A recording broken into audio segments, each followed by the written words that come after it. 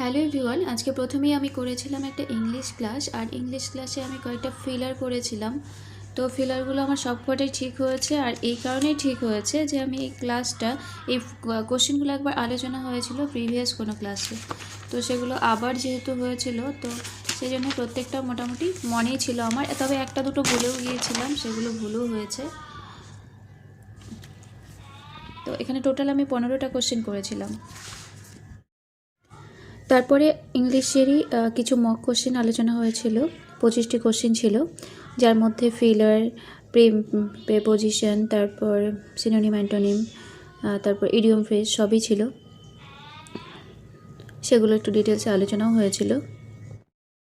তারপর আমি একটা কারেন্ট অ্যাফেয়ার্স ক্লাস করেছিলাম। আর কারেন্ট অ্যাফেয়ার্স নিয়ে একটা বড় সমস্যা হচ্ছে যে কারেন্ট অ্যাফেয়ার্সটা নিয়ে আমরা যাদের সবার হয় কি হয়, সবার তো হয় না, যারা ডেইলি বেসিসে নিউজ পেপার বা কোনো কারেন্ট অ্যাফেয়ার্সের সোর্স ফলো করে না, তাদের জন্যই প্রবলেমটা হয়। আমি করতে যাই কিন্তু বারবার মানে গ্যাপ দিয়ে দিই।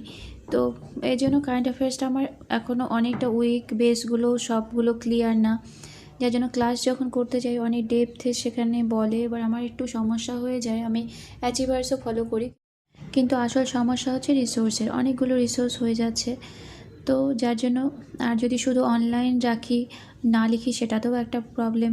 পরে রিভিশন দেওয়ার সবসময় অনলাইনে অত জিনিস লিখলে অনেকটা সেটা পড়া হয়ে যায়। তো যার জন্য আমি ভাবলাম এত কিছু না পড়ে আমি কয়েকটা বাছাই করে কারেন্ট অ্যাফেয়ার্স আগে পড়ে নেব, যেগুলো খুব ইম্পর্টেন্ট, তারপরে ডিটেলসে আবার আরও পড়ব। আর এগুলো বারবার রিভিশন দেব, না হলে বেশি রিসোর্স হয়ে গেলে আমার সমস্যা হয়ে যাচ্ছে। কারণ এক একজনের পড়াশোনার ধরন এক এক রকম। তো সেই হিসেবে এটাও একটা অনলাইনে রিসোর্স, সেটা আমি লিখেছি।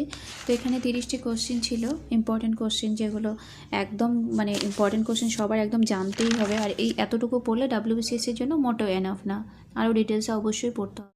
তো আজকে এই 30টি কোশ্চেনই পড়েছিলাম।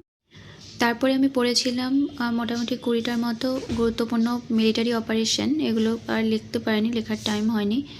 তো এগুলো হচ্ছে অপারেশনের নাম কি ছিল আর উদ্দেশ্য কী ছিল। তো এরকম 20টার মতো অপারেশন পড়েছিলাম আমি। তো আজকে এই অবধিই পড়েছি আমি। যাই হোক, ভালো থাকবেন সবাই। গুড নাইট, কথা হবে পরের ভিডিওতে।